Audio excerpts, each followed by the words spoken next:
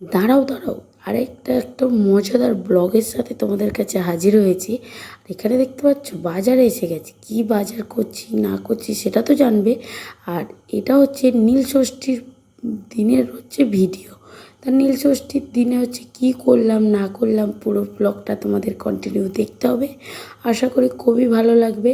আর যদি ভালো লাগে অবশ্যই লাইক কমেন্ট শেয়ার আর সাবস্ক্রাইব করতে ভুলো না।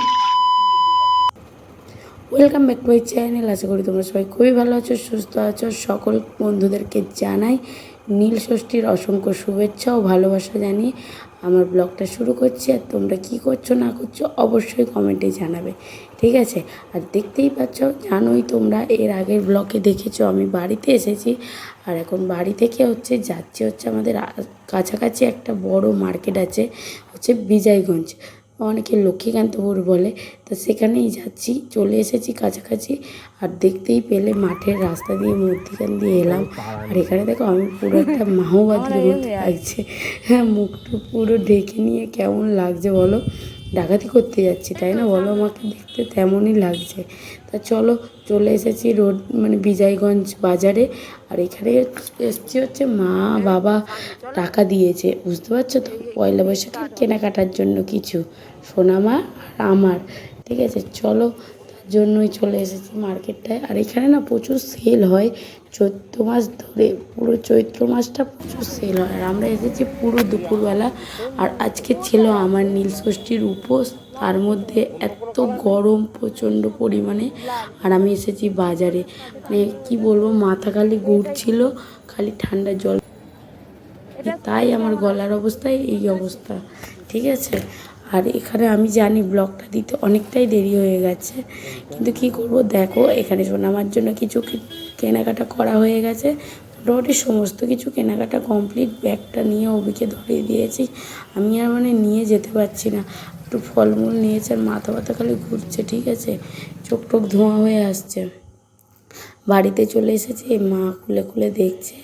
এখানে দেখো দুটো প্যান্ট নিয়েছি এমনি ঘরে পরার জন্য, আর একটা এই যে কিসের কাজ করা বললো, এগুলো বেশ ছোট ছোট ফুটো ফুটো করা, ওগুলো আমি ঠিক জানি না, তোমরা জানলে বলো। আর এই যে কাজ করা, আর একদম পুরো পিওর কটন, সুন্দর একদম। আর সামনে বোতাম আছে। আর এখানে দেখো আরও নিয়েছি, সোনামার তো 5-6টা হয়েছে, তার সঙ্গে প্যান্ট নিয়েছি। এই একটা জামা নিয়েছি ইয়েলো কালারের, একদম সফট গেঞ্জি কাপড়ের, ঠিক আছে? আরও যে কোনো জিনিস নিয়ে একদম সফট কাপড়েরগুলো নিলে না খুব সুবিধা হয়। আর এখানে দেখো দুটো প্যান্ট নিয়েছি, 3/4 বলে না, এগুলোকে হট প্যান্টই বলে।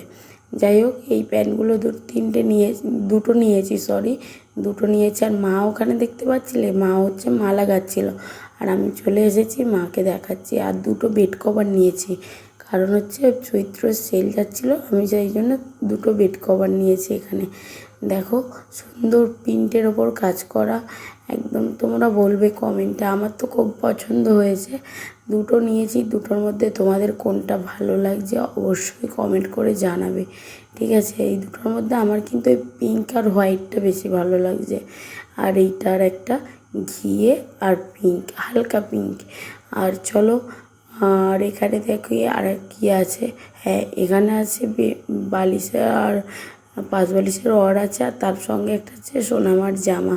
এই ফ্রকটা খুব ভালো লাগছে বলো? এটা পয়লা বৈশাখের জন্য নেওয়া হয়েছে, কিন্তু কি হয় দেখা যাক, এখন বাবুর মন না মতি, কখন কোনটা পরে। আর এখানে দেখো এই যে নাইটিটা আমি নিয়েছি, তোমাদের কেমন লাগছে বলো? আমার তো বেশ ইউনিক কালার লাগলো। সবসময় তো লাল, হলুদ, নীল, গোলাপি এগুলোই পরি, একটু আলাদা রকমের কালার কাজ, তাই জন্য এটা নিয়ে নেওয়া হলো।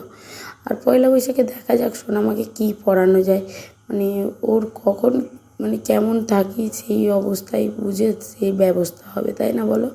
আর এখানে বালিশের রড, আর কি দেখাবো, এমনি প্রিন্টের ফুল করা। তা আর কি আছে মা ঝটপট করে বের করো। হ্যাঁ, এই যে দেখো, এর মধ্যে আছে আরও দুটো গেঞ্জি প্যান্টের সেট, 3/4 প্যান্ট আর গেঞ্জি, ঠিক আছে? খুব সফট, একদম পুরো মোলায়েম।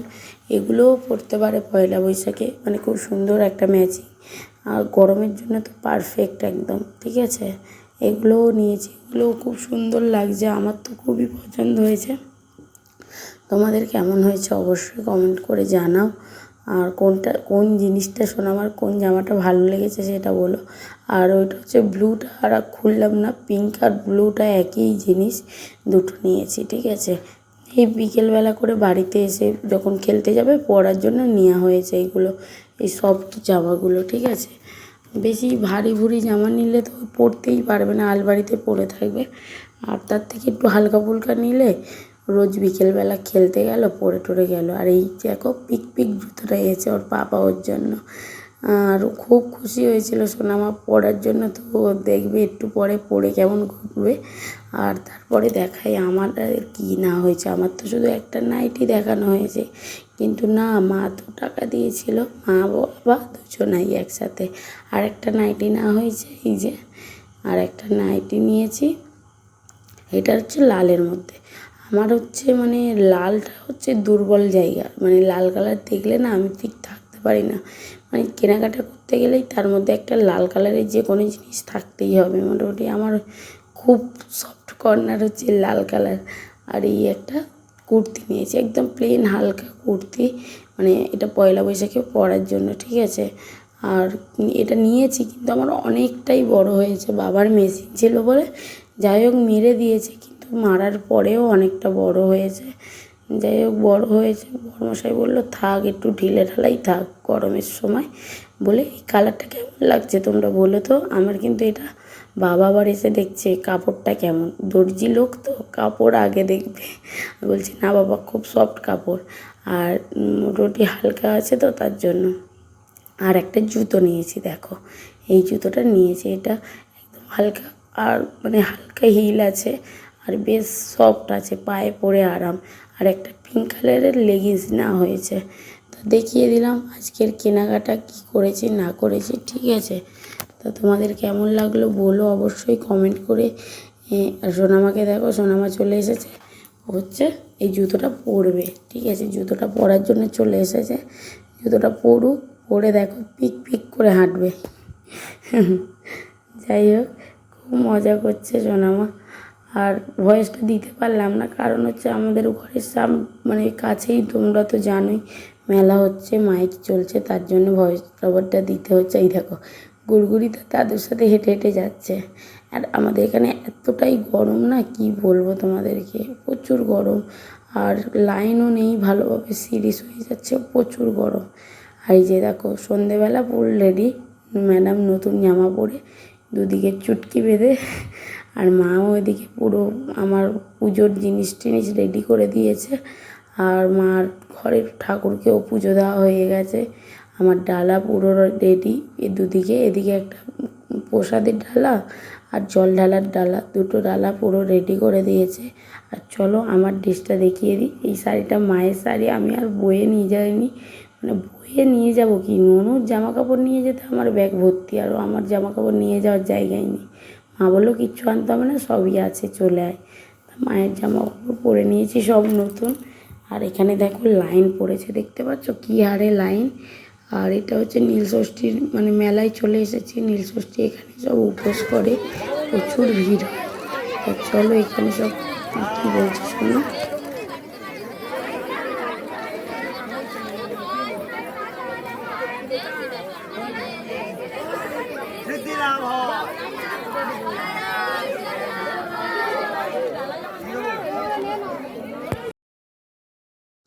অনেকক্ষণ লাইনে দাঁড়িয়ে থাকার পরে এতক্ষণ পর এসেছি আমার পালা, আমি পুজো দিতে এসেছি দেখো। আর এমন করে পাঁচটা গাঁথা না, আমার মুখই দেখা যায়নি, আড়াল হয়ে গেছে। আর এখানে দিয়ে শিব ঠাকুরের লিঙ্গগুলো দেখছো কলা গাছের ওপরে বসানো। আমরা ছোট থেকে দেখছি এই ঠাকুরটিকে, শিব ঠাকুরটাকে, মানে এই মেলা কটা দিনই তুলে আনা হয় পুকুর থেকে, আবার ফিরে মেলা হয়ে গেলে পুকুরে ডুবিয়ে দেওয়া হয়। অথচ সেই পুকুর ছেঁচলেও শিব ঠাকুরকে খুঁজে পাওয়া যায় না, ঠিক আছে। একটা নির্দিষ্ট জায়গা আছে, সেখানে কোন করে পুঁতে দেয়, মানে গেঁথে দিয়ে আসে, কিন্তু আর এমনিও সময় তুমি শিব ঠাকুরকে দেখতে পাবে না, শুধু জাস্ট এই সন্ন্যাসীর সময়টায় সময়টাই শিব ঠাকুরকে তুলে আনা যায়। তা এটা আলাদা একটা কি বলবো অলৌকিক ঘটনা, ভগবানের সৃষ্টি, সব কিছুই ভগবান যেটা বলবে সেটাই তো হবে বলো। তা যাই হোক, আমার তো জল ঢালা হয়ে গেল। আর আমাদের এখানে সব ওই ভোগ প্রসাদ না ডালাতেই দেয়, কিন্তু আমাদের ওখানে দেখেছো হয়তো বাবার কাছে হয়তো বেল প্রসাদ বাতাসা দেয়, আমি সেইটাই দিচ্ছিলাম।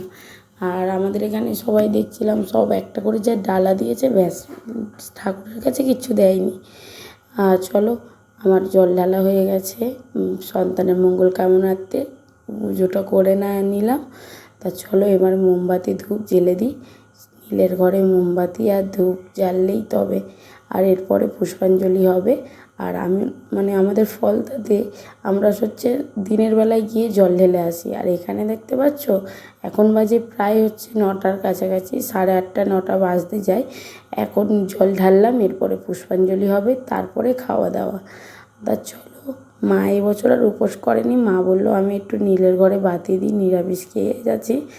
আর মার শরীর খারাপ, তার জন্য আর উপোস করেনি, নাহলে মাই করতো প্রতি বছর, আমি বিয়ের পর থেকে করি। যাই হোক চলো, জল ঢালা হয়ে গেছে। আর এদিকে শোনো আমার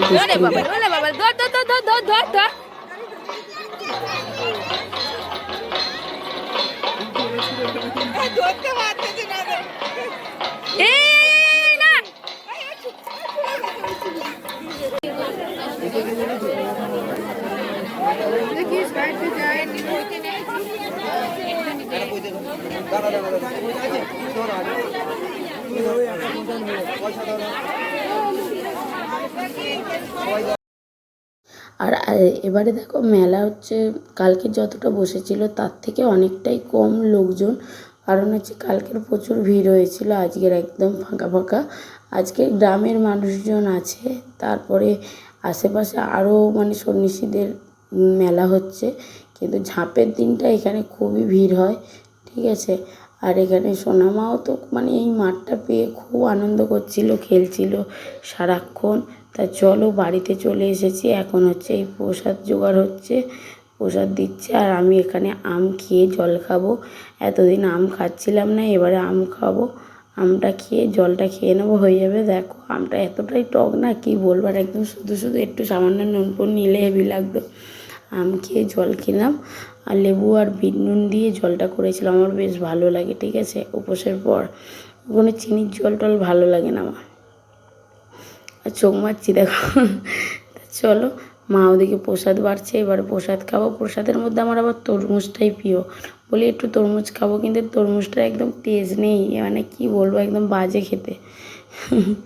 প্রসাদ কি বলে বলছি না, এমনিতে তরমুজটা একটু মিষ্টি নেই, কিচ্ছু নেই, একদম এলো, ঠিক আছে। তা তরমুজ কয়েকটা খেলাম। আর সোনামা এদিকে নারকোল নিয়ে বসে গেছে, নারকোল খাবে, ওর দাদাই ছাড়িয়ে দিল, কিন্তু নারকেলটা খেতে দেবো না, কেড়ে নেবো, গ্যাস হবে কোথায়।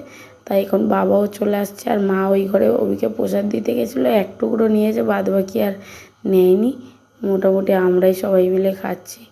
তা চলো এখন খেয়ে দিয়ে নিই আমরা সবাই। আর সোনামা ওদিকে খাওয়া দাওয়া করছে। তা ভিডিওটা তোমাদের কেমন লাগলো অবশ্যই কমেন্ট করে জানাবে, ভালো লাগলে লাইক কমেন্ট শেয়ার ও সাবস্ক্রাইব করতে ভুলো না। Tata, good night.